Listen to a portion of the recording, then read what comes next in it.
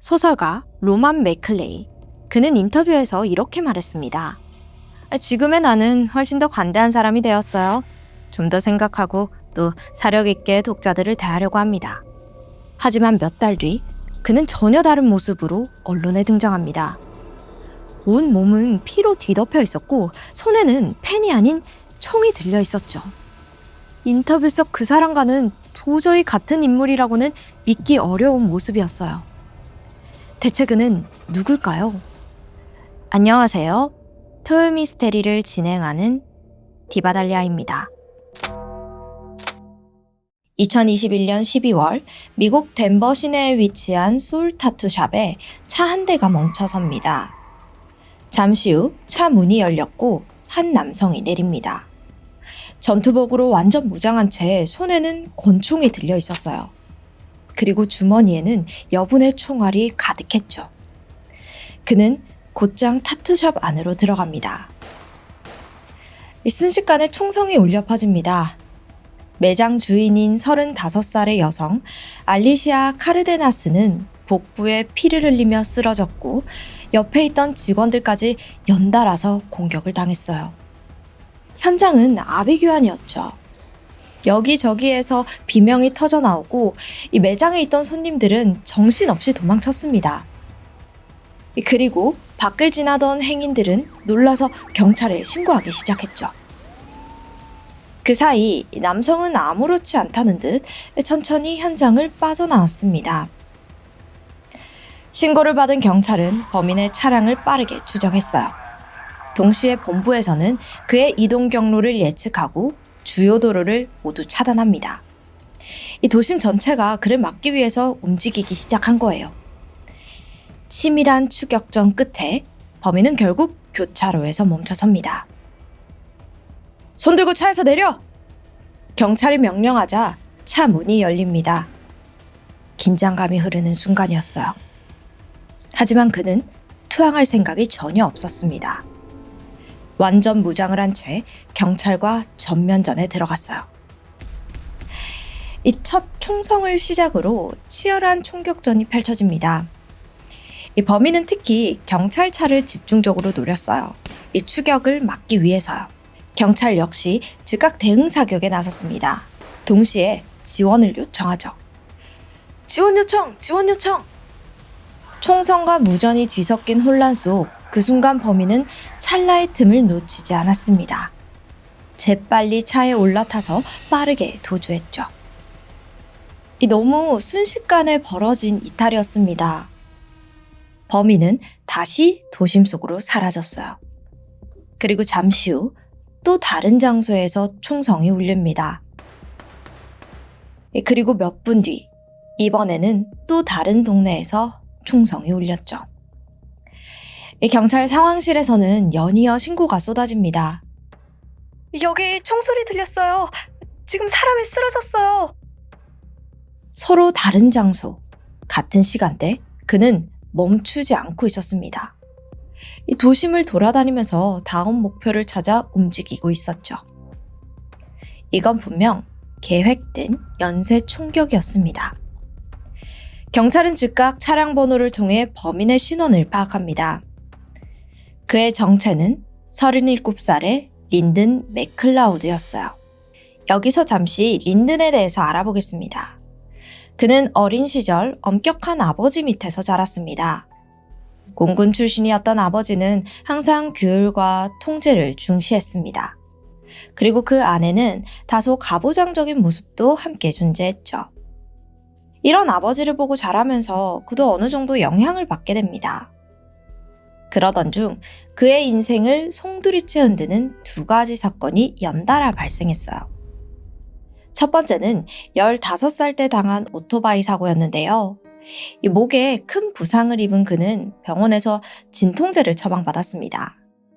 그런데 이게 오피오이드 계열, 쉽게 말해서 강한 중독성을 가진 마약성 진통제였던 겁니다. 린드는 순식간에 의존하게 되었고 그때부터 그의 삶은 무너지기 시작해요. 그리고 두 번째 사건은 그는 전 여친을 따라 젠딕 농장이라는 공동체에 들어가게 됩니다. 혹시 들어보셨나요? 저도 이 사건으로 처음 접한 단어입니다. 이걸 제가 쉽게 설명해 볼게요. 젠딩 농장은 한마디로 기존 사회를 완전히 부정하는 공동체입니다. 이들은 우리가 옳고 바깥 세상은 틀렸다 라는 강한 믿음을 가지고 있었는데요. 특히나 돈 중심의 사회, 이 미국의 자본주의 및 개인주의에 대한 반감이 심하다고 합니다. 즉, 지금 우리가 사는 세상은 잘못됐고 우리가 새로운 기준이다. 이렇게 생각하는 집단인 거예요. 이곳의 슬로건은 불평만 하지 말고 행동으로 옮겨라인데요. 말로만 하는 게 아니라 직접 행동하는 것을 중요시합니다. 그래서 이들은 기존 사회의 방식 자체를 거부했습니다. 돈도 재산도 개인이 아닌 모두가 함께 쓰는 구조이고 개인 소유는 허락되지 않았죠. 항상 이 집단이 먼저였습니다. 그리고 더 나아가서 연애와 결혼 같은 이 기존의 관계 개념도 부정했어요. 자유롭게 성관계를 즐기면서 관계에 얽매이지 않는 그런 걸 지향하죠. 하지만 그 자유는 이 린든에게 전혀 다른 방식으로 받아들여집니다. 그는 점점 평등한 자유가 아니라 힘 있는 사람이 선택하는 자유로 해석하기 시작하는 거예요. 그리고 그 생각은 여성에 대한 왜곡된 인식으로 이어지는데요. 여성을 동등한 존재가 아닌 자신이 지배해야 할 대상으로 여기게 된 겁니다. 결국 그는 한 명의 남성이 여러 명의 여성을 거느려야 한다는 극단적인 생각에 빠져들어요. 그러니까 하렘을 지지하는 거죠. 그리고는 스스로를 더 우월하고 강한 존재로 만들어야 한다고 믿었습니다. 그렇게 그는 자기 자신을 알파메일로 여기기 시작해요. 일반적으로 알파메일이라고 하면 경제력과 외모를 두루 갖춘 남성을 지칭하죠. 하지만 린든이 말하는 알파메일은 전혀 다릅니다. 힘으로 남들의 위에 서서 군림하는 걸 의미해요. 이걸 위해 폭력도 서슴지 않았습니다. 그는 여친들을 굴복시키기 위해 수시로 폭행했습니다. 무려 11건이나 신고가 들어갔을 정도죠. 심지어 돈도 갈취해요. 전 여친 중 한 명은 하나로 2,600만 원을 갈취당했고 차와 오토바이까지 빼앗겼습니다. 비단 그의 폭력이 여성에게만 한정된 건 아니었어요. 2012년에는 같이 일하던 남성 2명을 총으로 위협하는 사건까지 있었습니다. 이 일로 기소되었지만 단순 협박으로 판단되면서 실형은 내려지지 않았죠. 결국 2년의 보호관찰만 받고 이 사건은 마무리됩니다. 그리고 그 이후 그의 삶은 좀처럼 풀리지 않았습니다. 수년간 10번이 넘는 사업에 실패한 거예요. 그럴수록 이 린든의 분노는 점점 더 쌓여만 갔습니다. 그는 마지막이라는 생각으로 덴버에서 올하트라는 타투샵에 투자했어요. 이때 평소 알고 지내던 제레미 코스틸로우와 공동으로 진행을 하게 되는데 서로 사업 초반부터 부딪히는 겁니다. 근데 사실 이건 린든의 성격 문제였어요. 이 타투샵이라는 곳은 단순히 그림을 그려주는 게 아니잖아요. 이 고객이 자신의 몸에 평생 남을 그림을 맡기는 만큼 신뢰와 유대관계가 굉장히 중요합니다. 그런데 그는 손님 앞에서 직원들을 무례하게 대하거나 고객 앞에서 불만을 노골적으로 드러내거나 하는 좀 이상한 행동을 보였습니다. 하나하나가 가게 이미지에 타격을 주는데 그 선을 지키지 못한 거죠. 결국 견디다 못한 제레미는 린든에게 동업 그만하자면서 나가달라고 합니다. 근데 오히려 린든이 막 분노했어요. 자신의 잘못은 생각하지 못하고 그저 배신당했다며 부들부들거리는 거예요. 이때 그의 뇌리를 스치는 생각이 있었습니다. 바로 젠딩 농장이었어요. 그래, 농장이 맞았어. 이 사회는 썩었어. 그럼 내가 나서서 고쳐야 돼. 그는 잘못된 망상에 빠졌습니다. 그리고 이걸 글로 풀어내기 시작합니다. 몇 달간 산속 컨테이너에서 은둔하며 소설을 썼죠. 책 제목은 처벌이었습니다. 2400페이지, 총 120단어에 달하는 방대한 내용엔 여성과 사회에 대한 불만이 적혀 있었어요. 줄거리는 간단합니다. 주인공 남성이 40명을 살해하는 복수 판타지입니다. 그럼 여기서 소설의 주인공은 누굴까요? 당연히 린든 자신이죠. 그럼 등장인물은요? 린든 자신의 지인들로 설정했습니다. 곧 피해자가 될 인물들이었죠. 이들의 이름과 나이는 물론 이 가게와 거주지까지 그대로 소설에 사용합니다. 2021년 10월 문제의 책이 출간됩니다. 극단적 남성주의자들 사이 암암리에 퍼져나갔죠. 그는 자신을 찬양하는 글들을 보면서 만족감을 느낍니다. 드디어 세상이 자신을 인정하는구나 생각했어요. 그렇게 소설 속 잔인한 학살은 점점 더 실체화됩니다. 책이 출간되고 2달 뒤 린든은 전투복을 입고 소총과 권총을 챙깁니다. 여분으로 수백 발의 탄약을 챙긴 뒤 집을 나섰어요. 가장 먼저 향한 곳은 시내에 위치한 솔 타투샵입니다. 솔 타투샵은 린든이 일한 타투샵의 경쟁 타투샵이었어요. 헷갈리실까봐 다시 한번 말씀드리면 린든이 이 마지막이다 생각하고 제레미랑 동업으로 운영한 타투샵 있잖아요. 그 타투샵은 올하트 타투샵이에요. 그곳이랑 경쟁하던 샵이 바로 솔 타투샵인 거죠. 린든이 이곳에 온 이유는 단순했습니다. 당시 올하트 타투샵에서 동업을 하다가 쫓겨났잖아요. 그 후 간 곳이 어디냐면 경쟁사 타투샵에 가서 이 동업을 제안했던 거예요. 근데 솔 타투샵 주인인 알리시아는 싫다고 했죠. 이 타투샵에서 쫓겨나고 경쟁샵에 와서 함께 하자고 했는데 여기서도 거절을 당한 겁니다. 그의 성격상 얼마나 자존심이 상했겠어요. 그리고 이날부터 앙심을 품습니다. 순식간에 솔 타투샵 안으로 들이닥친 린든은 무차별적으로 총을 난사했습니다. 가게 사장인 알리시아는 현장에서 바로 사망했죠. 그리고 옆에 있던 2명의 직원 역시 목과 어깨에 총을 맞았습니다. 하지만 2사람은 다행히 급소를 아슬아슬하게 피해가며 목숨은 건질 수 있었죠. 2번째 타깃은 동업자였던 제레미였습니다. 같이 이 올하트 타투샵을 운영했죠. 린든은 그의 아파트로 향합니다. 그의 계획은 배달원으로 위장해서 집으로 들어가려고 했어요.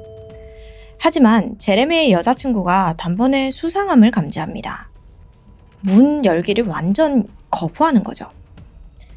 당시 집 안에는 갓 태어난 아기도 있었습니다. 린든은 어쩔 수 없이 순순히 돌아갔어요. 하지만 몇 분 뒤 그는 다시 돌아왔고 손에는 망치가 들려 있었습니다. 문을 내려치고 또 총을 발사합니다. 겨우 문을 열고 들어가는데 아무도 없어요. 린든이 자리를 비운 틈을 타서 이들이 도망친 겁니다. 그렇게 제레미는 이 참극을 피할 수 있었죠. 린든은 화를 주체하지 못했습니다. 미친 듯이 집안에 총을 쏘고 주차장에 있던 제레미의 차에 불을 질렀어요. 그리고 3번째 타겟에게 향합니다. 이번엔 주택가였죠. 이곳에는 과거 직장 동료 마이클이 살았습니다. 안타깝게도 그는 공격을 피하지 못했고 현장에서 사망했어요. 25분 사이 4명의 피해자가 발생했습니다. 이 중 2명은 사망했고요. 약 8분 뒤 7km 떨어진 곳에서 린든이 다시 포착됩니다. 이번에도 그는 타투샵을 노렸어요. 럭키 타투샵에 들어가서 총을 난사했습니다. 탄창 하나를 다 비운 후에야 가게를 떠났죠. 이 사건으로 타투이스트 데니 스코필드가 사망합니다. 참고로 데니는 린든과 직접적인 원한이 있었던 인물은 아니라고 합니다. 그저 보이는 타투샵 아무 곳에나 들어가서 살해한 것으로 보였어요. 그 후 린드는 한 호텔에서 은신할 생각이었습니다. 그런데 프런트 직원인 사라 스택이 그를 막아세웠어요. 누가 봐도 수상해 보였거든요. 그러자 린드는 이번에도 주저없이 총을 쏴 살해했습니다. 호텔에 들어가고 불과 30초 만에 벌어진 일입니다. 점점 범행 발생 시간이 줄어들고 있었어요. 자칫하다가는 대량 학살 혹은 무차별 총기 난사로 이어질 수 있었죠. 실제로 당시 그의 차 안에는 400발의 탄약과 전술 장비가 발견되었습니다. 첫 사건이 발생한 지 약 1시간이 지나 다시 한번 경찰에게 기회가 찾아왔습니다. 애슐리 페리스 경관이 린든을 발견한 건데요. 그녀는 총을 버리고 투항할 것을 명령했습니다. 하지만 린든은 기고만장했어요. 좀 전에 그는 총격전을 성공으로 이끌었어요. 심지어 이번에는 여자 경찰이네? 완전히 만만하게 보는 거죠. 린드는 페리스 경관의 복부에 총을 발사했습니다. 그녀는 그 자리에서 쓰러졌죠. 복부에 가해진 총격으로 신경이 손상되면서 오른쪽 다리가 마비됩니다. 하지만 또다시 범인을 눈앞에서 놓칠 수는 없었습니다. 페리스 경관은 필사의 힘을 짜냈어요. 린드를 향해 3발의 총을 발사했고 정확히 가슴과 오른쪽 허벅지, 왼쪽 발에 명중했습니다. 결국 1시간 15분 동안 이어진 연쇄 총격 사건은 린든의 사망으로 끝이 납니다. 총 5명이 사망하고 2명이 부상을 입었죠. 그런데 사실 이 비극은 조기에 막을 수 있었던 기회가 있었습니다. 1년 전인 2020년 4월, 린드는 자신의 트위터에 충격적인 게시물 하나를 올립니다. 내용은 동료 작가의 가족들을 죽여버리겠다는 협박이었죠. 그가 린든의 소설을 비난했기 때문인데요. 하지만 경찰은 홧김에 작성한 걸로 판단하고 넘어갔습니다. 또 사건이 발생하기 11개월 전인 2021년 1월에는 덴버 경찰과 FBI의 한 통의 신고가 접수됩니다. 제보자는 독일에 거주하던 안드레라는 남성이었는데요. 그는 우연히 로만 맥클레이라는 이름의 작가가 쓴 소설 처벌을 읽게 됩니다. 그런데 이게 읽으면 읽을수록 이상한 점이 눈에 띄는 거예요. 소설 속에 등장하는 장소들이 단순한 설정이 아니라 실제 존재하는 지명과 정확히 일치했던 거죠. 이 부분에 의문을 느낀 안드레는 직접 작가에게 접근합니다. 온라인 채팅을 통해서 대화를 나누기 시작했죠. 그리고 긴 대화 끝에 그는 확신하게 됩니다. 이 사람은 제정신이 아니다. 조만간 살인을 저지를 것 같다라고요. 그래서 안드레는 즉각 미국 경찰과 FBI의 채팅 내용을 공유했습니다. 그런데 이때 덴버 경찰은 여기서 안일한 대처를 한 거예요. 로만 맥클레이라는 남성은 존재하지 않는다며 신고를 무시한 겁니다. 근데 여기서 저는 의문이 드는 게 책은 그럼 누가 썼다는 거죠? 존재하지 않을 수가 없잖아요. 그냥 귀찮았던 거예요. 그리고 조금만 더 확인했더라면 로만 맥클레이라는 이름이 본명이 아닌 작가의 필명이라는 것을 알 수 있었을 겁니다. 그렇게 경찰의 안일한 대처에 린드는 사이코 마냥 연쇄 총격 사건을 벌였죠. 린드는 반복된 실패를 사회와 타인의 탓으로 돌렸습니다. 이 쌓인 분노는 결국 복수심으로 변했고 그는 스스로를 우월한 존재로 여기며 타인 위에 군림하려 했습니다. 그 왜곡된 욕망은 소설에 담겼고 결국 현실이 됐죠. 그 결과 많은 피해자가 발생했고요. 그리고 지금도 생존자들과 유가족들은 그날의 기억 속에서 고통을 이어가고 있습니다. 이 사건은 미국 전역에 충격과 상처를 남겼습니다. 그런데 충격적이게도 일부 극단주의자들은 전혀 다르게 받아들여요. 린든에 대한 옹호 여론이 형성된 겁니다.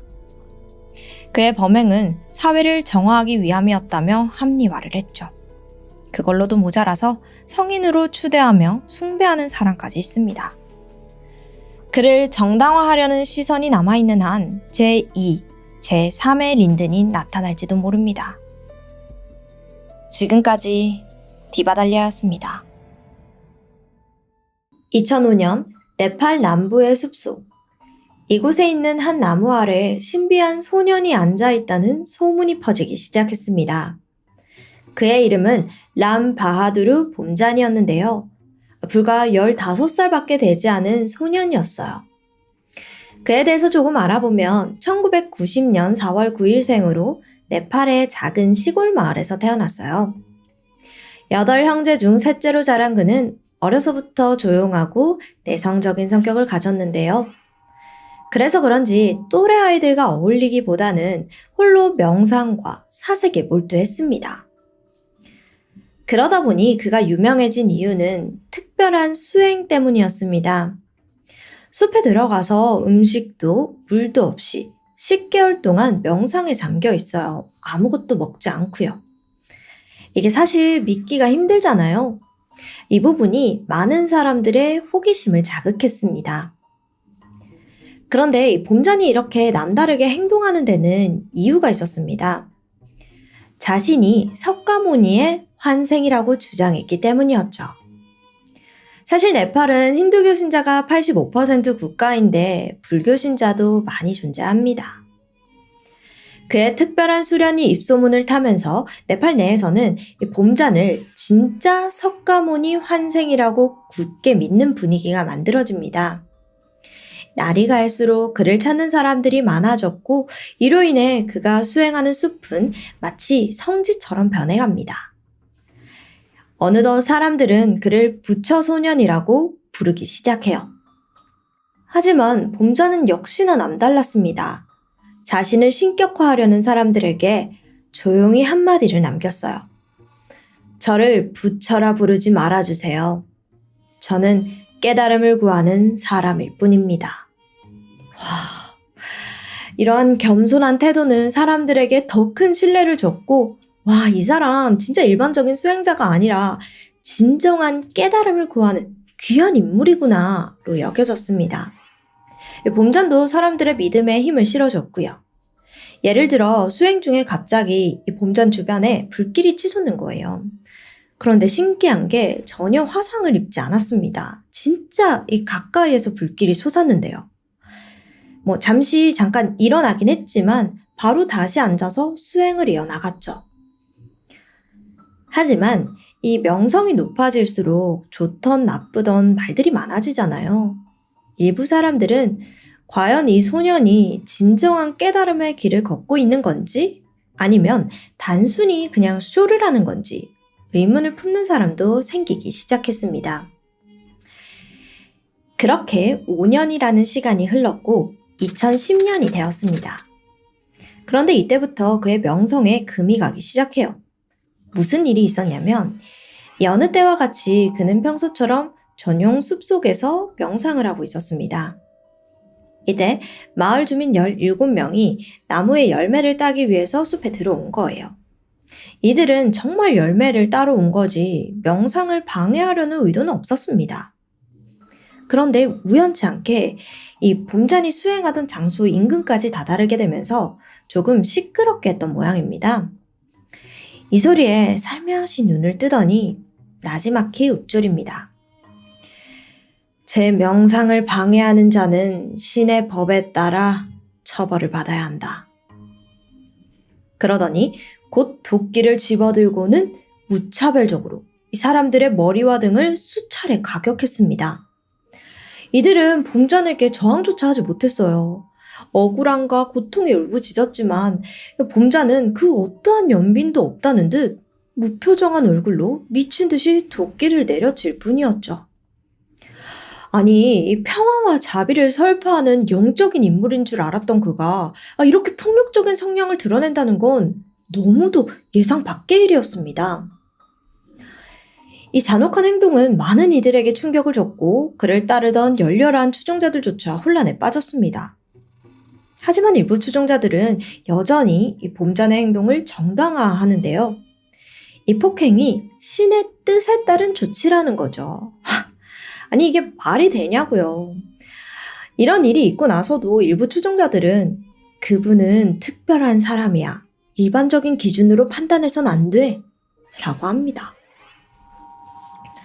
자, 이 사건으로 인해 많은 이들은 이 봄잔의 영적 지위와 행동 사이에 모순을 느꼈어요. 그가 정말로 부처의 길을 걷고 있는 인물인지에 대해서 의문을 품었죠. 하지만 아직까지도 네팔 사람들에게는 이 석가모니가 환생한 존재였습니다. 이렇게 철석같이 믿고 있으니까 그 누구도 함부로 신고를 하거나 말을 꺼낼 수가 없었죠. 결국 이 사건은 조용히 덮이게 됩니다. 하지만 2년의 시간이 흘러 2012년 또다시 봄잔은 논란의 중심에 서게 됩니다. 이번에는 이 전보다 훨씬 더 심각하고 수치스러운 상황이었죠. 이 사건이 발생한 날로 가볼게요. 숲 인근에 살던 여성은 생계가 너무도 어려워지자 봄잔의 숲에 들어가서 열매를 채집하면 어떨까 고민하게 됩니다. 사실 그녀 또한 이전에 마을 사람들을 도끼로 해친 사건을 잘 알고 있었거든요. 그래서 위험하다는 걸 인지하고 있던 상태였습니다. 근데 당장 생계가 어렵고 또 한동안 사람들의 발길이 끊겼던 만큼 수확한 열매도 많을 거라고 생각이 들었던 거예요. 즉 위험하긴 한데 그래도 갔다 오면 얻을 게 많을 거다 이렇게 생각을 한 거죠. 그래, 수행 장소 안까지만 안 들어가면 괜찮을 거야. 앞에서 조금만 따고 돌아가면 돼. 결국 그녀는 숲으로 향합니다. 예상대로 열매가 주렁주렁 열려 있어요. 신이 난 그녀는 빠르게 열매를 따면서 숲 곳곳을 돌아다니게 되는데요. 그런데 이때 이 모습을 은밀하게 지켜보는 눈이 있었습니다. 바로 봄잔을 추종하는 수행자들이었죠. 사실 봄잔은 이들에게 지령을 내린 적이 있습니다. 만약 내 숲에 여성이 혼자 있다면 그녀를 데려와서 신에게 바쳐야 한다. 이런 와중에 여성이 딱 나타난 거예요. 그들은 조심스럽게 다가갔고 그녀를 납치한 후 숲 깊은 곳으로 끌고 들어갔습니다. 당연히 여자가 강렬하게 반항했죠. 그러자 성폭행까지 하면서 그녀를 제압합니다. 이 무자비한 폭행으로 몸에는 수많은 멍이 들었고요. 하지만 수행자들은 멈출 생각이 없습니다. 이번에는 그녀를 나무에 결박합니다. 그러더니 반항해도 소용없어. 이 숲은 어차피 아무도 오지 않거든. 그냥 수행 같은 거라고 생각해. 신한테 몸을 바치는 것만큼 영광스러운 게 어디 있겠어? 충격적이게도 그녀는 무려 3개월 동안 나무에 묶인 채 인질이 되었고 성적으로 유린당하면서 이들 무리의 영적 지도자, 봄잔의 성노예가 되어버립니다. 이때 그의 나이가 22살이었습니다. 봄잔의 나이가요. 한편 끔찍한 고통이 끝나지 않을 것만 같았던 그때 경찰서로 익명의 제보가 들어왔는데요. 한 여성이 나무에 묶여있다는 내용이었고 곧장 경찰이 출동하면서 그녀는 목숨을 건지게 됩니다. 자, 그렇게 사건이 세간에 알려지면서 극악무도한 행위가 드러납니다. 즉각 비난하는 여론이 강하게 형성되었죠. 누가 봐도 범죄를 저지른 거잖아요. 그런데 이 상황에서조차 이상하게 그를 따르는 일부 추종자들은 여전히 봄잔의 무죄를 주장했습니다. 그것마저도 신의 뜻이라는 거예요. 세간의 언론이 봄잔을 조명하자 곳곳에서 그의 숨겨져 있던 기행이 터져나왔습니다. 일단 형제들은 봄잔의 폭력성과 지배적인 성향에 대해서 폭로했고 그가 변했다고 주장했죠. 만약 명령에 따르지 않으면 가차없이 폭행을 했다면서요. 이뿐만이 아니었습니다. 수녀원에서 납치되어서 3개월간 감금되었던 슬로바키아 여성도 성폭행을 당했다고 주장을 하면서 더 이상 영적 지도자가 아닌 공포의 대상이 되어가고 있었습니다. 이젠 과거 봄잔을 신성시하던 추종자들마저도 그의 진정성에 의문을 품기 시작했고 사람들은 이거 깨달음을 얻기 위해서가 아니라 지 욕망 충족하기 위함 아니야? 라고 생각하죠. 하지만 성폭행 사건 모두 봄잔은 아무런 법적 처벌도 받지 않았습니다. 간단한 신문조차 이루어지지 않았죠. 정확한 이유는 알려지진 않았지만 성폭행을 했다는 그 증거가 부족해서라고 알려져 있습니다. 그렇게 또 6년의 시간이 흘러 2018년 봄잔이 28살이었던 때인데 또다시 충격적인 사건이 드러납니다.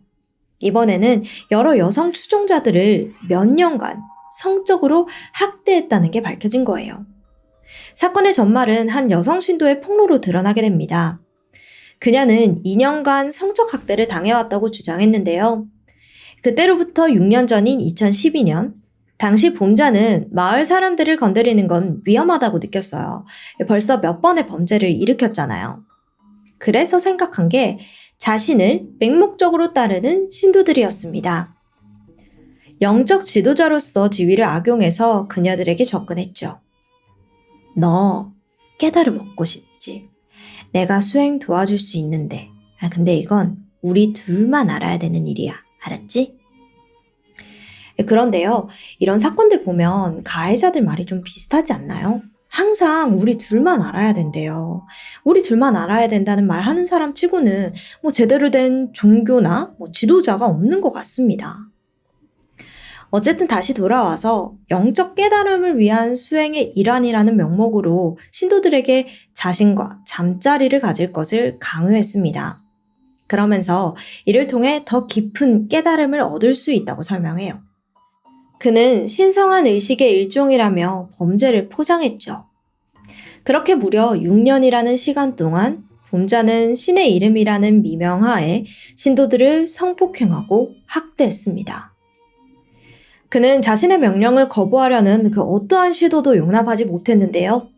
만약 그녀가 자신의 명령을 거부하잖아요? 그럼 신체적, 정신적 처벌을 가했습니다.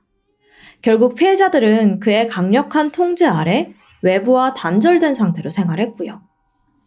봄자는 자신의 고위 추종자들에게 피해자의 행동을 감시하도록 지시했죠.